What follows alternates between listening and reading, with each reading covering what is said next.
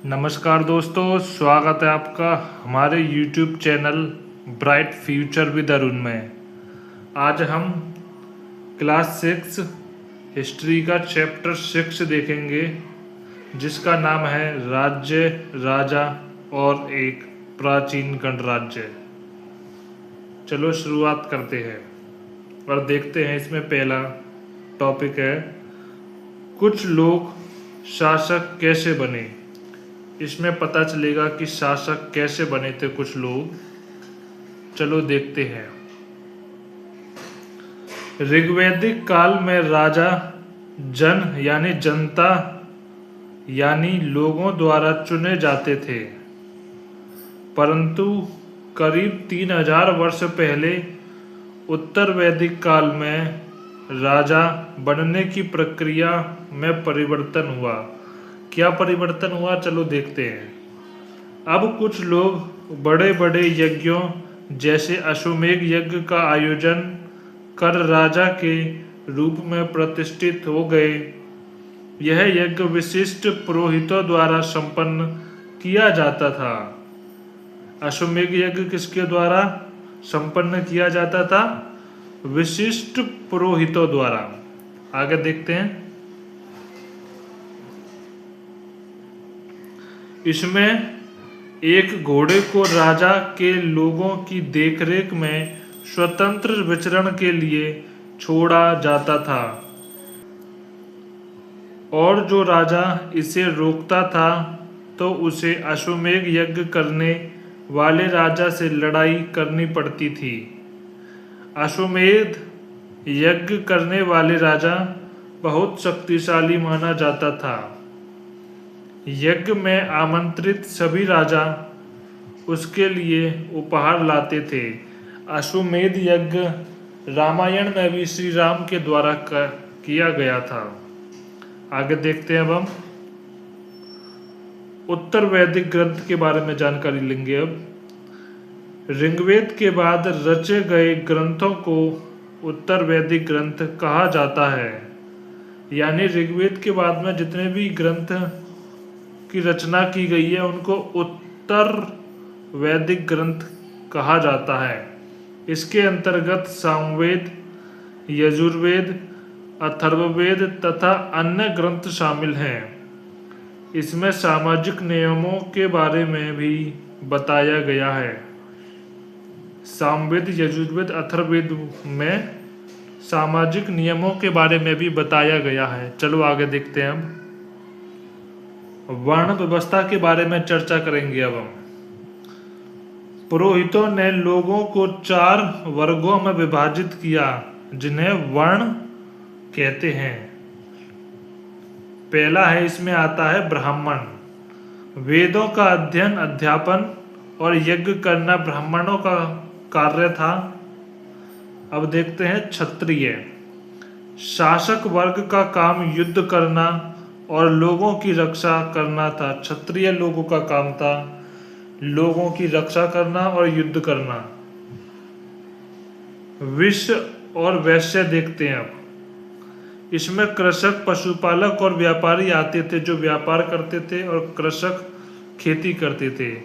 अब आते हैं हम शूद्र पे। इनका काम अन्य तीनों वर्णों की सेवा करना था। शूद्र जो थे ब्राह्मण, क्षत्रिय और वैश्य की सेवा करते थे। चलो आगे देखते हैं। अब हम क्षत्रिय और वैश्य दोनों को ही यज्ञ करने का अधिकार प्राप्त था। यज्ञ करने का अधिकार किन्हें किन्हें प्राप्त था? क्षत्रिय और वैश्य को। परंतु शूद्रों को कोई अनुष्ठान करने का अधिकार नहीं था। शूद्रों को किसी भी प्रकार का कोई अनुष्ठान करने का अधिकार नहीं था। प्राय औरतों को भी शूद्रों के समान माना गया। औरतों को भी शूद्रों के समान समझा गया। महिलाओं तथा शूद्रों को वेदों के अध्ययन का अधिकार नहीं था। पुरोहितों के अनुसार सभी वर्गों का निर्धारण जन्म के आधार पर होता था। चलो अब हम चर्चा करते हैं जनपद के बारे में। जनपद क्या थे? अब हम देखते हैं जनपद के बारे में। महायज्ञों को करने वाले राजा अब जन के राजा ना होकर जनपदों के राजा माने जाने लगे। जनपद का शाब्दिक अर्थ जन के बसने की जगह होता है। दिल्ली में पुराना किला, उत्तर प्रदेश में मेरठ के पास हस्तिनापुर और एटा के पास अतरंजी खेड़ा इनमें प्रमुख हैं महाजनपद में। आगे हम चर्चा करेंगे महाजनपदों के बारे में। यहाँ बताया गया है जनपद के बारे में। चलो देखते हैं। यहाँ के लोग झोपड़ियों में रहते थे और मवेशियों तथा अन्य जानवरों को पालते थे। वे चावल, गेहूं, धान, जौ, दालें, गन्ना, तिल तथा सरसों जैसे फसलें उगाते थे। महाजनपद के लोग कौन सी फसलें उगाते थे इसमें बताया गया है। चलो अब आगे देखते हैं। चलो अब हम देखते हैं महाजनपदों के बारे में। करीब 2500 वर्ष पहले कुछ जनपद अधिक महत्वपूर्ण हो गए। उन्हें महाजनपद कहा जाने लगा। महाजनपद किन्हें कहा जाने लगा? जो जनपद अधिक महत्वपूर्ण हो गए थे उन्हें महाजनपद कहा जाने लगा। कब? 2500 वर्ष पहले। अधिकतर महाजनपदों की एक राजधानी होती थी। कई राजधानियों में किलेबंदी की गई थी, अर्थात इनके चारों ओर लकड़ी, ईंट या पत्थर की ऊंची दीवारें बनाई गई थी इनकी सुरक्षाओं के लिए, महाजनपदों की सुरक्षाओं के लिए। अब राजा सेना रखने लगे थे, यानी महाजनपद के समय राजा जो थे सेना रखने लगे थे। सिपाहियों को नियमित वेतन देकर पूरे साल रखा जाता था। कुछ भुगतान संभवतः आहत सिक्कों के रूप में होता था। चलो आगे देखते हैं। अब प्राचीन बौद्ध साहित्य अंगुत्तर निकाय में 16 महाजनपदों की सूची देता है। ये हैं 16 महाजनपदों के नाम बता रहे हैं हम। काशी, कोसल, अंग, मगध, वज्जी, मल्ल, चेदी, वत्स, कुरु, पांचाल, मत्स्य, सूरसेन, अश्मक, अवंती, गांधार और कंबोज। ये 16 महाजनपदों के नाम हैं।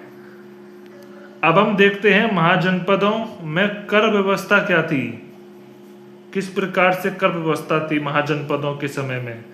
महाजनपदों के राजा लोगों द्वारा समय समय पर लाए गए उपहारों पर निर्भर न रहकर अब नियमित रूप से कर वसूलने लगे।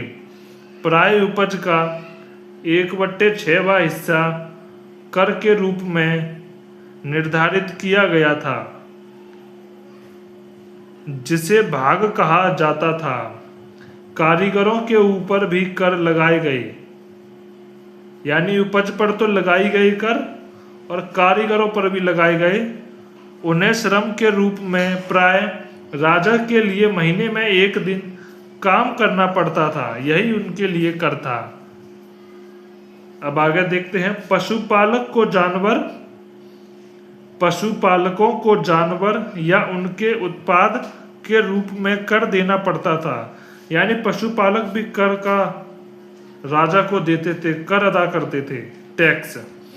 व्यापारियों को सामान खरीदने बेचने पर भी कर देना पड़ता था, यानी उस जमाने में महाजनपदों के काल में हर व्यक्ति टैक्स देता था कर के रूप में राजा को। अब हम आगे देखते हैं। कृषि में परिवर्तन। अब हम चर्चा करेंगे किस प्रकार कृषि में परिवर्तन हुए। इस युग में कृषि के क्षेत्र में 2 बड़े परिवर्तन आए। पहला, हल के फाल अब लोहे के बनने लगे, इससे फसलों की उपज बढ़ गई। दूसरा है, लोगों के धान के पौधों का रोपण शुरू किया, अर्थात बीज छिड़कने के बजाय छोटे पौधे का रोपण किया। कृषि में काम दास करते थे, दासी करती थी और भूमिहीन खेतीहर मजदूर करते थे। इसमें बताया गया है कृषि में परिवर्तन कैसे कैसे आया। अब हम चर्चा करेंगे 16 महाजनपदों में सबसे शक्तिशाली महाजनपद मगध के बारे में। गंगा और सोन जैसी नदियां मगध से होकर बहती थी। ये यातायात, जल वितरण और जमीन को उपजाऊ बनाने के लिए बहुत महत्वपूर्ण थी। मगध का एक हिस्सा जंगलों से भरा था। इन जंगलों में रहने वाले हाथियों को पकड़कर और उन्हें प्रशिक्षित कर सेना के काम में लगाया जाता था। यानी हाथियों का इस्तेमाल सेना के रूप में किया जाने लगा युद्ध करने के लिए। आगे देखते हैं अब हम। इसके अलावा इस क्षेत्र में लौह की खदानें हैं। इस क्षेत्र में क्या है? लौह की खदानें हैं। मजबूत औजार और हथियार बनाने के लिए ये बहुत उपयोगी थे। मगध में दो बहुत ही शक्तिशाली शासक, एक बिंबिसार और दूसरा अजातशत्रु हुए। महापद्मानंद एक और महत्वपूर्ण शासक थे। इन्होंने अपने नियंत्रण का क्षेत्र इस उपमहाद्वीप के उत्तर पश्चिमी भाग तक फैला लिया था।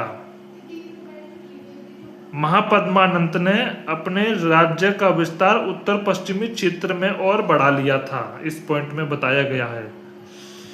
बिहार में आधुनिक राजगीर जो है कई सालों तक मगध की राजधानी बनी रही। बाद में पाटलिपुत्र, यानी बिहार में जो राजगीर है कई सालों तक मगध की राजधानी बनी रही राजगीर, और बाद में इसे पाटलिपुत्र, आज का जो पटना पड़ता है, को राजधानी बनाया गया। अब हम आगे देखते हैं और चर्चा करते हैं वज्जी महाजनपद, जो दूसरा सबसे महत्वपूर्ण महाजनपद था। चलो देखते हैं। राजधानी इसकी वैशाली थी, जो कि वर्तमान बिहार में पड़ता है। यहाँ एक अलग किस्म की शासन व्यवस्था थी, जिसे गण, कई सदस्यों वाला समूह या संघ कहते थे। गण या संघ, अब गण या संघ के बारे में बताया गया है। गण या संघ में कई शासक होते थे। कभी कभी लोग एक साथ शासन करते थे, जिसमें से प्रत्येक व्यक्ति राजा कहलाता था। यानी जो भी व्यक्ति शासन करते थे वो सारे राजा कहलाते थे। बुद्ध और महावीर दोनों ही गण और संघ से संबंधित थे। आगे देखते हैं अब। कई शक्तिशाली राजा संघ को जीतना चाहते थे। इसके बावजूद उनका राज्य अब से लगभग 1500 वर्ष पहले तक चला था। अंत में गुप्त शासकों ने गण और संघ पर विजय प्राप्त कर उन्हें अपने राज्य में शामिल कर लिया। अंत में गुप्त वंश के शासकों ने गण और संघ को पर विजय हासिल करके अपने राज्य में शामिल कर लिया। ये आज के लिए हमारा लास्ट टॉपिक था। Thanks watching this video. अगर आपको हमारी वीडियो अच्छी लगी हो तो चैनल को सब्सक्राइब करें, वीडियो को लाइक करें और जितना हो सके ज़्यादा से ज़्यादा शेयर करें।